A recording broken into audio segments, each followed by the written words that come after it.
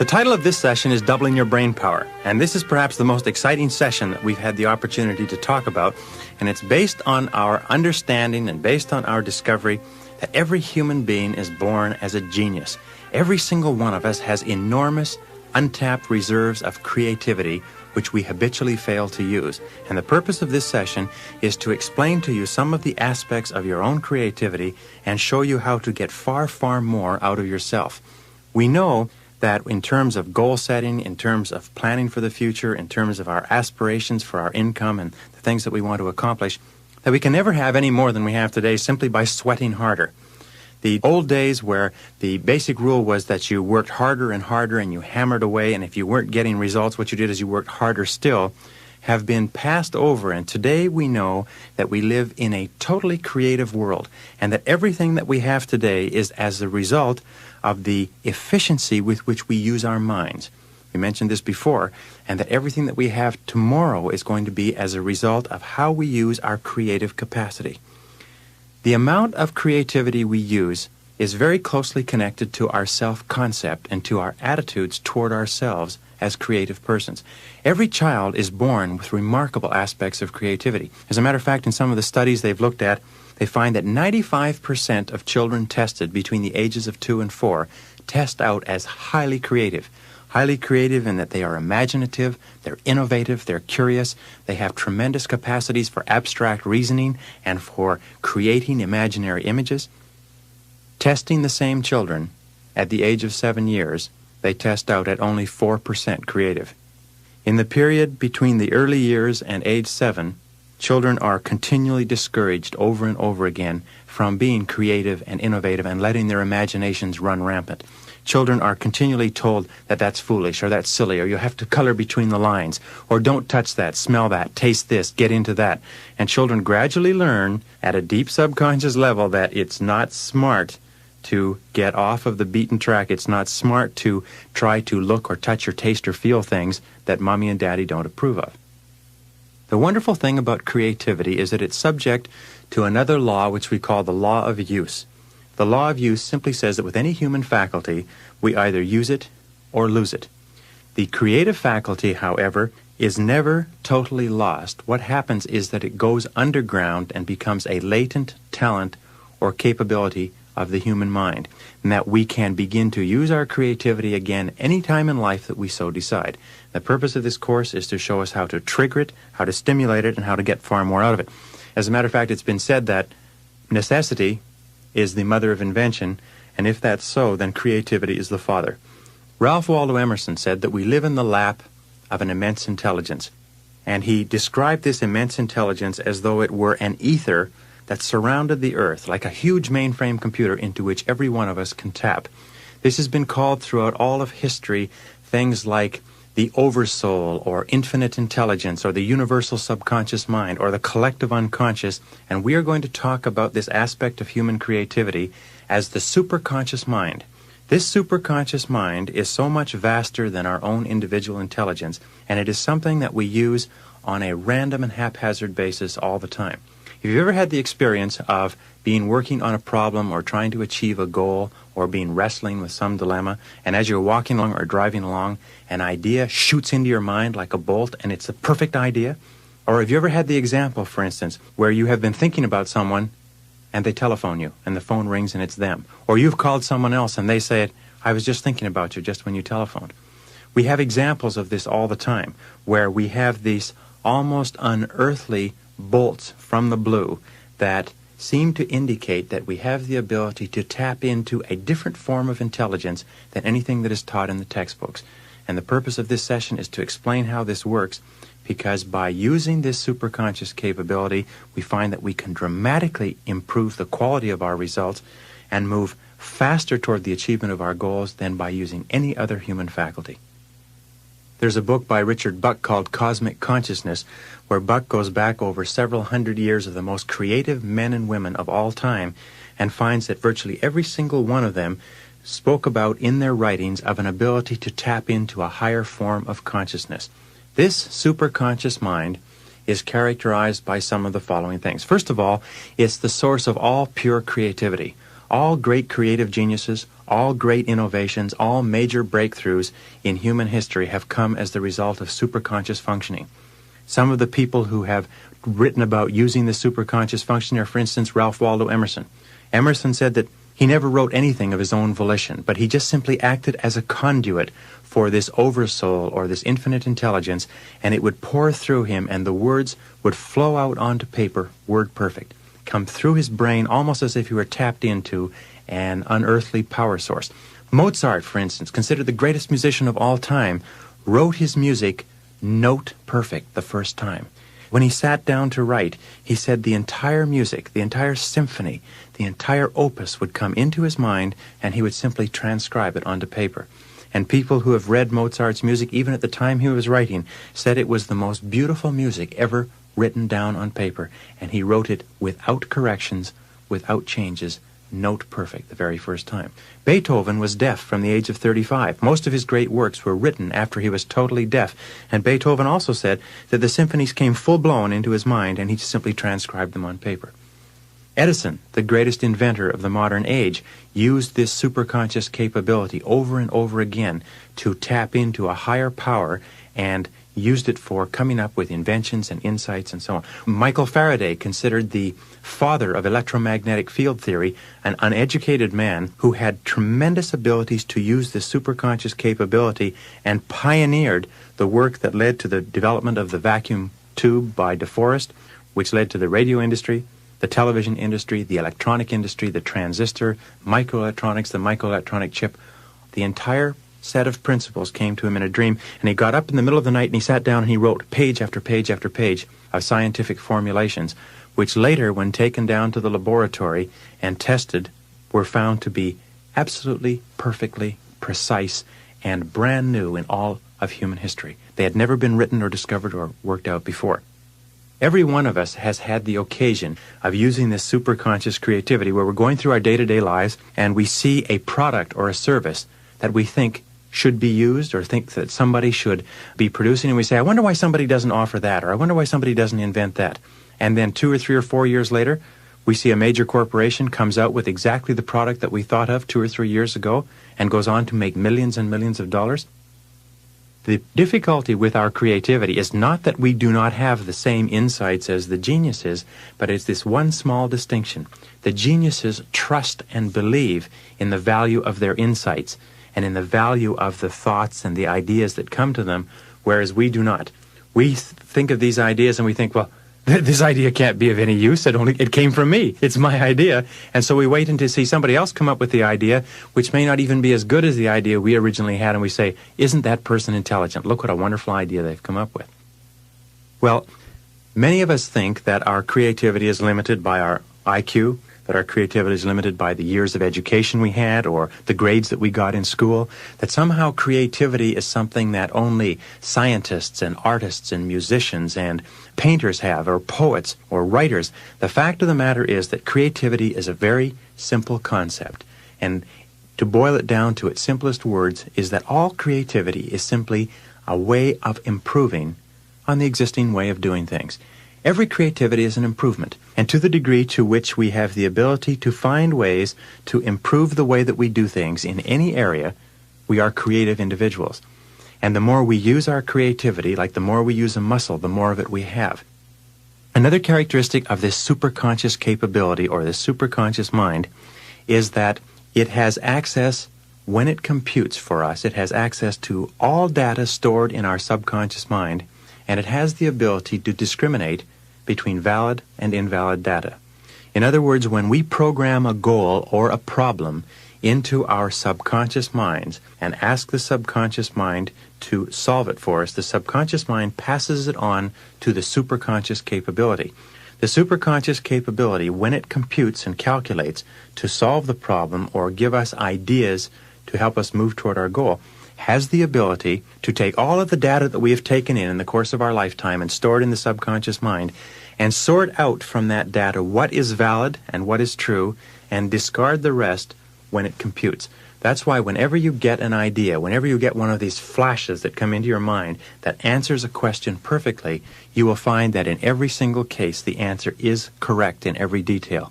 Another characteristic of this superconscious capability is that it brings us ideas that lie outside of our own individual experience. Often we will get ideas that are totally new and that come totally from outside the experience, the education, the knowledge that we've had in the past. This is why most of the great breakthroughs in science and technology today are coming from small corporations, individuals working in private research laboratories.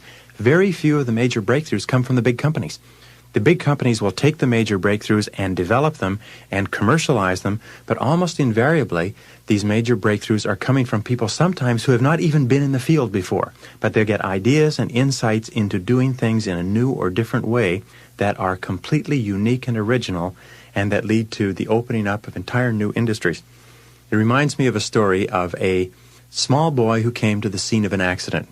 The police had cordoned off the road and a bridge where a truck driving at 40 or 50 miles an hour had tried to drive under the bridge and become stuck underneath the bridge. And the traffic was cordoned off, and there were several tow trucks trying to pull the truck out from under the bridge. And the little boy came to the edge of the crowd, and he asked the policeman, he said, "What's going on?" And the policeman said, "Well, the truck is stuck under the bridge." He said, "What are they doing?" He said, "They're trying to pull it out." And they just weren't able to pull it out. The truck was too solidly jammed under the bridge. So the little boy looked past the policeman and looked up at him and said, "Why don't they let the air out of the tires?" And the policeman looked down at him, and he looked back at all those grown men trying to pull this truck out from under the bridge, and he shook his head and went back down the hill. And that's exactly what they did. They let the air out of the tires, and the truck just backed out as easy as pie.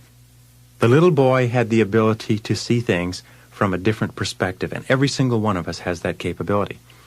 The superconscious mind is the source of all creativity, all intuition, all flashes of insight, all hunches. The superconscious mind is the source of inspiration and motivation and the ability to see things in a brand new way.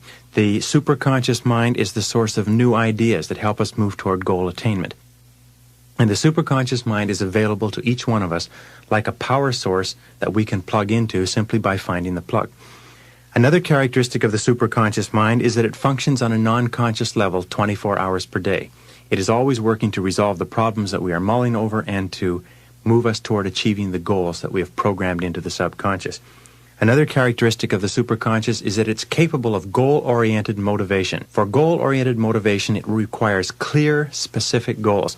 Now, you can imagine using this superconscious capability. Imagine that you had an enormous computer, the most complex computer, the most sophisticated computer ever built in the universe, and you had an entire team of the most accomplished computer experts that had ever been trained, and they were at your service. And you could go to them with any problem or any goal, and they could put it into the computer, and they could give you the answer, or they could give you the ideas that you would need to achieve the goal. Nonetheless, even with the most sophisticated computer and the most intelligent computer operators, there is nothing that they could do if you could not define the problem for them, or if you could not clearly tell them what it is that you wanted to accomplish. This is why we talked before about how important it is to have a very clear, specific idea of the goals that we want to accomplish. The superconscious mind is invariably triggered by clarity of definition and by decisiveness. The more decisive and clear we are about what we want to accomplish, what problems we want to resolve, the more rapidly the superconscious capability goes to work to bring the answers into our lives. Another characteristic of the superconscious mind in terms of goal-oriented motivation is that it releases ideas and energy for goal attainment.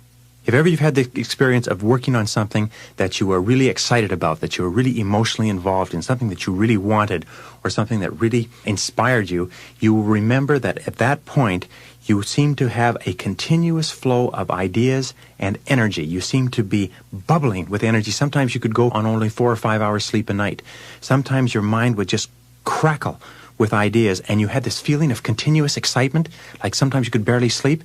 This is an example of superconscious energy. It releases free energy from the atmosphere and makes it available to us to enable us to move toward goal attainment. And we'll explain that a little bit more as we go along. Another characteristic of the superconscious is that it responds to clear authoritative commands. And the clear authoritative commands we give to our superconscious capability are in the form of positive affirmations. Every time we affirm positively from the conscious mind to the subconscious mind, we trigger the superconscious mind into action. That's why whenever we say, I like myself, I feel terrific, I earn $50,000 a year, I earn $50,000 a year, these strong, emotionalized affirmations drive down into the subconscious and trigger the superconscious into action. That's why we find that men and women who are continually talking and thinking in an excited, positive way about the goals that they want to accomplish seem to have a continuous stream of energy, enthusiasm, and ideas that move them toward the accomplishment of those goals. In the Bible it says, "To him who hath shall more be given, to him who hath not, even that which he hath shall be taken away." And it means that to those who are excited and positive and moving toward the accomplishment of their goals, they get even more energy and more ideas and more creativity. To those who are going nowhere, who have very few ideas or have no goals, even that energy that they have is drained away and they become tired and depressed and fatigued. Another characteristic of the superconscious mind is that it automatically and continuously solves every problem on the pathway to your goal. No matter how far the goal is, no matter how distant, as long as the goal is clear, the superconscious will give you every single idea and solution that you need in the exact order that you need it. That once you have programmed the goal in and take the first step, you will find that the superconscious will give you the first step to take, it will solve the first problem, and when you implement the solution, it will give you the next step, it will solve the next problem, it will give you the following step, it will solve the following problem, and all you have to do is take it one step at a time, and at every step along the way, as long as the goal is clear, the problem will come to you. Another characteristic of the superconscious is that it operates best in a spirit of faith and acceptance, which means that the harder you don't try, the more rapidly the superconscious brings you the ideas and the solutions that you require to achieve the goals that you've programmed into the subconscious. In all creative work, mental effort defeats itself. Creativity cannot be forced. Creativity invariably favors the relaxed mind. When we talked in mental programming about how important it is to relax, to take a deep breath, to get a clear mental picture of what you want to accomplish, and just absolutely believe with complete confidence that if you can keep that clear mental picture, that it will come to you exactly when you are ready for it. This superconscious capability, the more you believe in it, the more you absolutely trust that you are moving in the direction of your goal and that your goal is moving toward you simultaneously, the more rapidly it seems to work. The harder you try to force it, the less effective it is. In the Bible, again, it says, "Whatsoever ye desire when ye pray, believe that ye have it, and you will have it." This is one of the most powerful admonitions to self-confidence and to positive thinking, that if you absolutely believe that you already have the goal as achieved, and just confidently expect each step to take care of itself, that's what triggers the superconscious into working. Another capacity is that the superconscious grows in capability as it is used and believed in. The more that we absolutely believe that it is working for us, the more rapidly it works. And you'll find a very interesting thing, that when you begin using this superconscious capability, it's the same as getting a muscle into shape. If you have not done physical exercise for a period of time, it will take a while before you limber up and loosen up and are able to use your muscles in a particular sport. When you have warmed up and when you have gotten yourself into good physical condition, you find that you can play longer, you can engage in the sport for hours without fatigue, that you can do more and more with greater and greater flexibility and adaptability. It's the same way with this superconscious capability. The more you use it, the faster it works and the better it works, until it finally gets to the point where you can think of a goal or put a problem into the superconscious and you'll get a response sometimes within minutes. Sometimes so fast that it will absolutely stagger you. By the way, Dr. Joyce Brothers calls this flow of superconscious creativity just by the words flow. And whenever an individual has been working on a creative project, and many people who have to write proposals or write reports or write term papers have had the experience of sitting down to work at a term paper or to work on a proposal, and suddenly something clicks in their mind, and the words begin to flow, and they begin to flow line after line after line and page after page, and it seems that you can write the whole proposal from beginning to end almost without notes, and when you're finished, it's word perfect. Many of the great poems and the great stories and the great songs, many of the great creations of human history have been written or constructed word perfect the very first time. And this is all an example of this superconscious capability that's available to all of us. Another capability of the superconscious mind is that it has the ability to take us through the lessons that we need to learn in order to achieve the goal. We know, for instance, that the subconscious mind will take a goal and will go to work to move us toward that goal, very much the way a torpedo, once it is aimed at a particular target and fired, the torpedo will move toward the target, will take sonar blips from the target that feed back to it, and will correct its course, and no matter where the target goes, the torpedo will hit the target. The superconscious will do this also, but the superconscious has one additional unique capacity, and it is this. We can program our goal or target into our mind, into our superconscious capability, and as long as we have a very clear idea of what it is we want to accomplish, we can then fire off our mental torpedo into the air, and the superconscious has the ability to seek out and find the target, even though we have no idea where it is when we begin moving toward it. While we are moving toward this target, the superconscious, especially if we have set a goal or target that is very high for us, the superconscious will take us through the lessons necessary to enable us to accomplish that goal. It will take us over hurdles. It will take us through mistakes, through obstacles, through setbacks, through disappointments, through stumbling blocks, if you like, every one of which has been put there to teach us a valuable lesson to enable us to reach our ultimate goal. We've all had the experience of having unfortunate or unhappy things happen to us in our lives. And then later, in retrospect, we look back and we say, boy, wasn't it fortunate that that happened at that time? Because if that hadn't happened, this wouldn't have happened, and this wouldn't have happened, and we wouldn't have arrived here, which is where we wanted to end up in the first place. Have you had that experience? It's a very normal experience that we look back in retrospect on unfortunate occurrences and we say, boy, it was lucky that happened. Because if it hadn't happened, I wouldn't have achieved the happiness or the success that I've achieved today. On the David Susskind show a few years ago, they had 4 young men who had earned $1 million before the age of 35. And in talking to these young men, they asked them how many different careers or businesses they had been in before they had reached the business that enabled them to become financially independent at a young age. And it turned out that they had each been in an average of 18 businesses before they reached the one that enabled them to be financially successful. Now, the logical question is this. Did they fail in 17 businesses? Because that's what happened. They went in and out of 17 businesses or careers before they found the 18th one. What was the purpose of each of those 17 businesses on average? Wasn't it to teach them the essential lessons that they had to learn if they wanted to become millionaires in their mid-30s? Of course.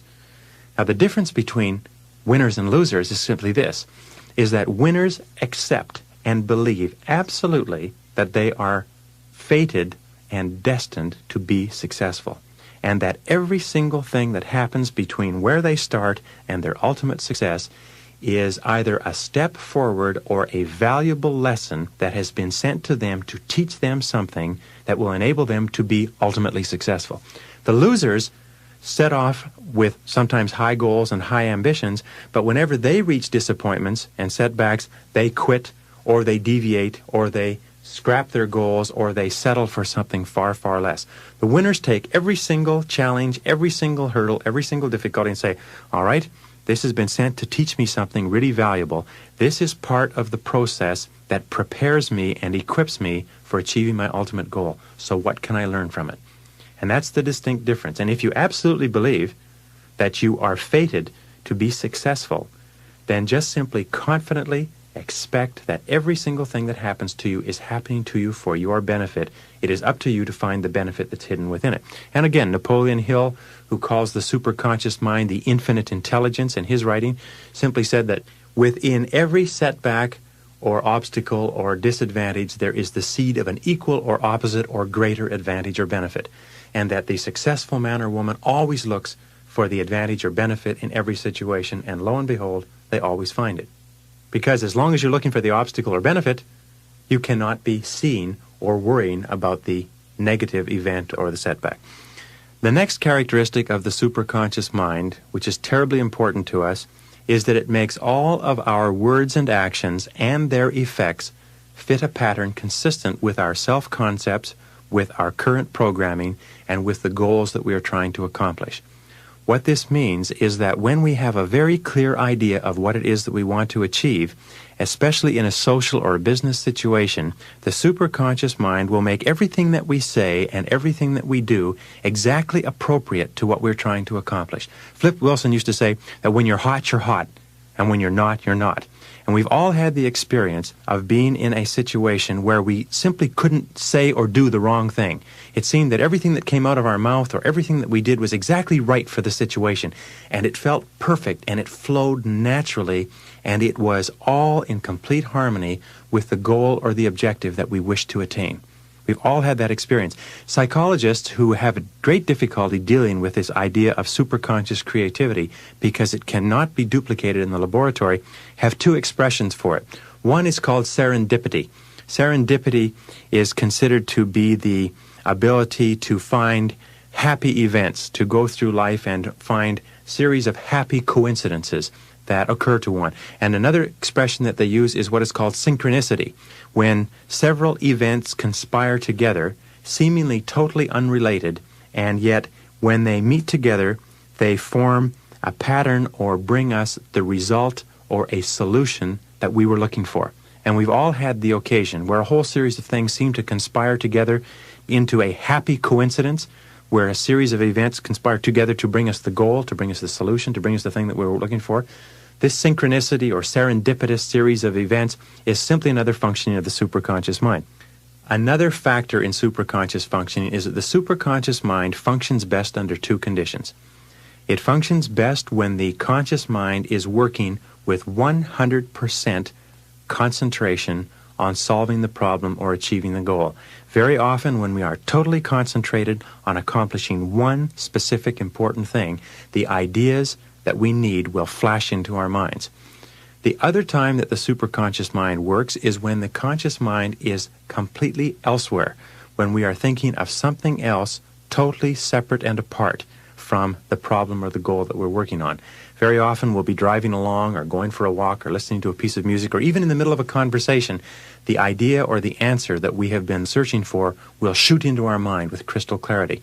The superconscious mind does not function when we are mulling over our problems or our goals. The superconscious mind only works when we are concentrating totally or when we're not thinking about it at all.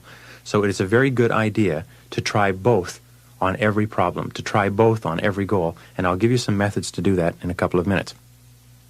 The superconscious mind also contains all monitor circuits, which means that we can use the superconscious for pre-programming.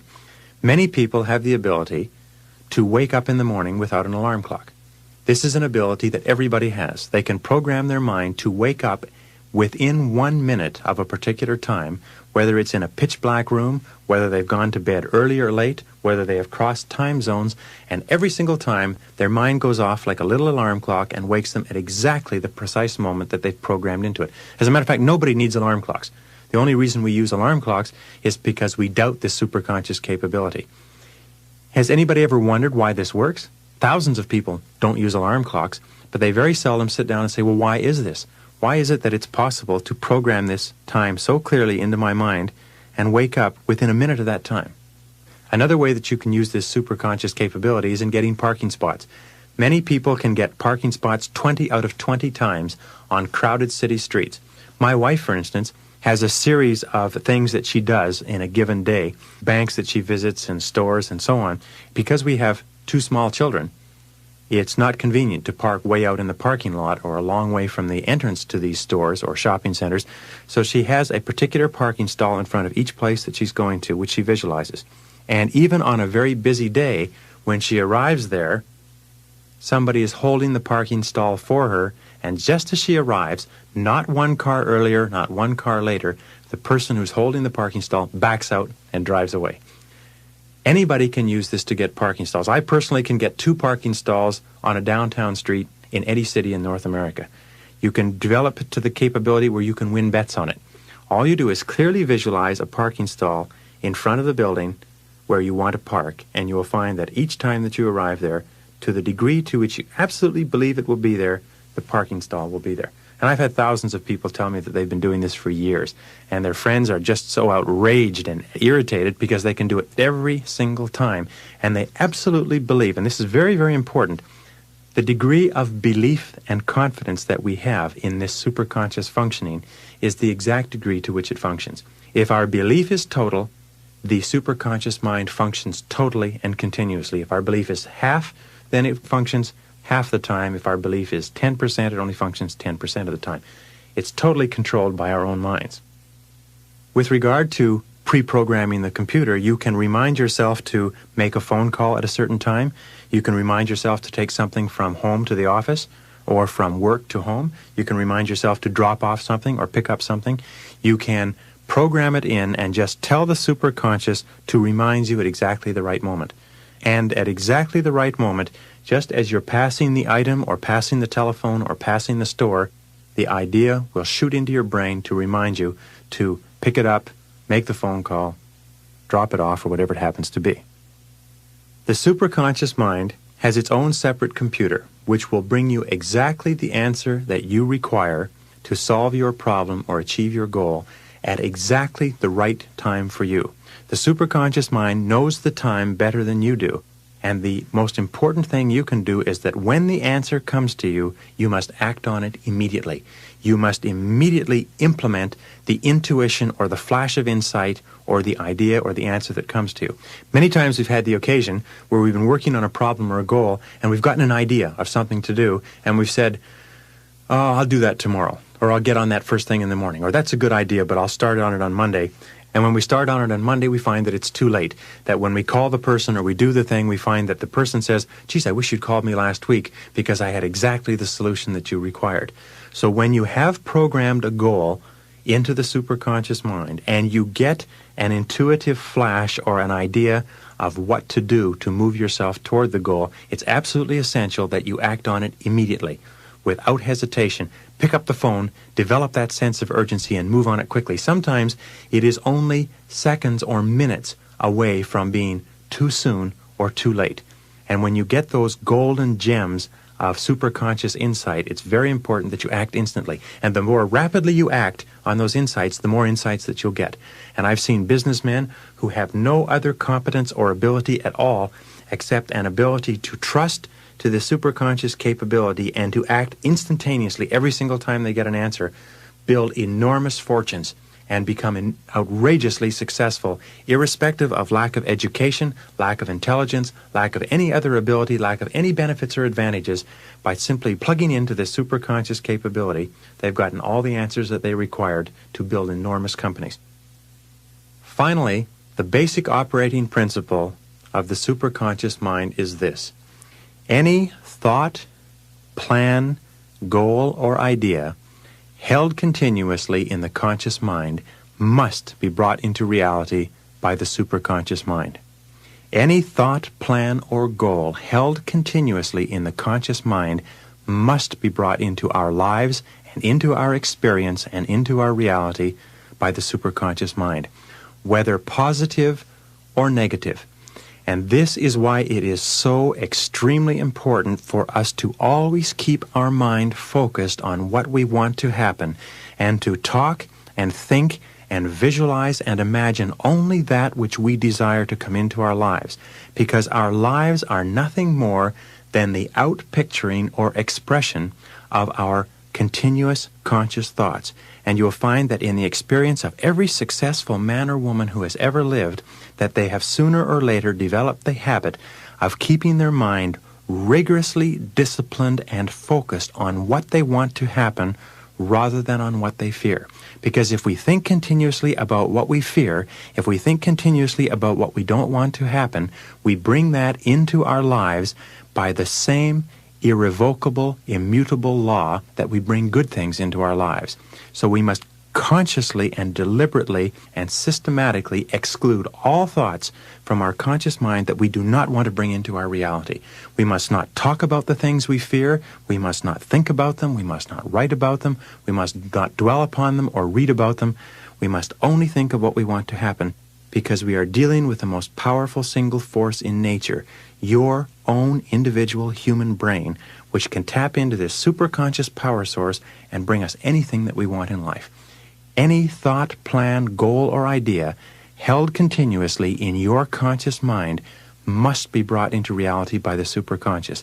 The only question is, do you have the discipline and the control and the perseverance and the persistence and the determination to hold your goal, your ambition, your aspiration clearly in your mind long enough for it to come into reality? That's the only thing that you have to do, and everything else will take care of itself by immutable law.